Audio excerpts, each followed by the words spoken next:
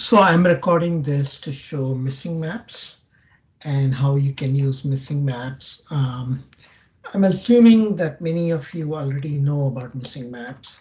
If not, there is a little presentation that you can get. It's all on the website. So the starting point here is, just go to a web browser and type in the word missing maps. As you can see on here on the top here, it is called missingmaps.org.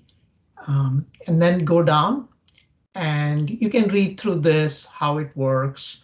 And then I would just jump right into Map Now. So that takes you to another website, which is kind of hard to type in. But this gives you a background about what Missing Maps is all about. Basically, Missing Maps is trying to map the world.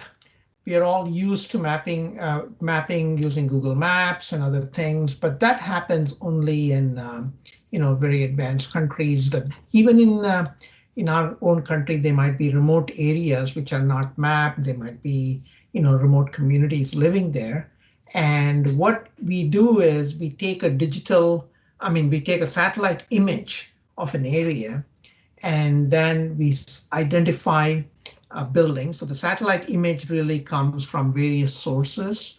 And then what we as volunteers can do is to identify buildings, roads that you might see from the satellite image. I'll show you that in a minute as we go through this.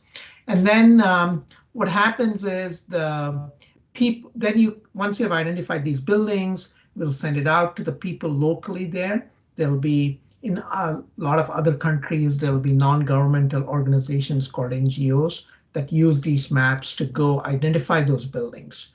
So why do we need to do it? In cases of emergency, especially from an American Red Cross perspective, it really helps to provide help. There could be a vaccination program that you want to know that there is a particular village living there and you want to go access it.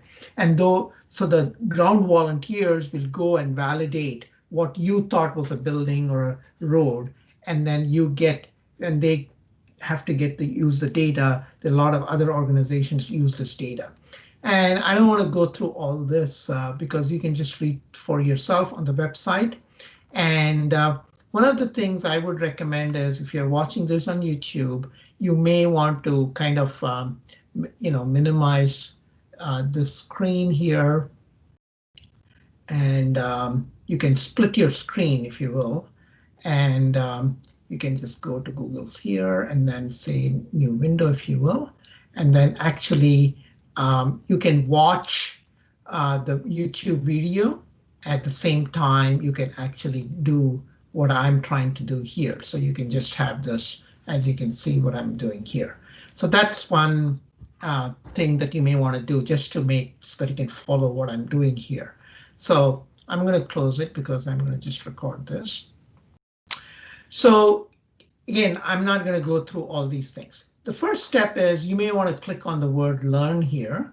And there are lots of things here on how to select a project and select a task. So I'm going to already give you a project and how we're going to do this.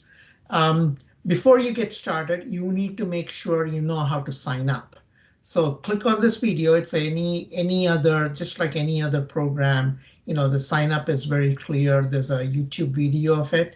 I'm not going to go through that, but you can watch it yourself and it'll show you how to sign up. There's a site that you go to and you can just sign up, just like here. So the website is taskosm.org. Again, like I said, you may want to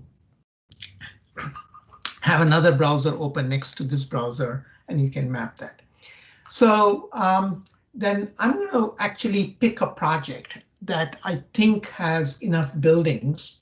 Typically, you could pick up, difficulty level. You're a beginner mapper and you can, more filters, urgent. You can pick any projects you want, but I'm going to give you a project. So this project is 9445 and it's a project in Indonesia and it's sponsored by American Red Cross. So you can see there are like 175 people who have contributed to this project.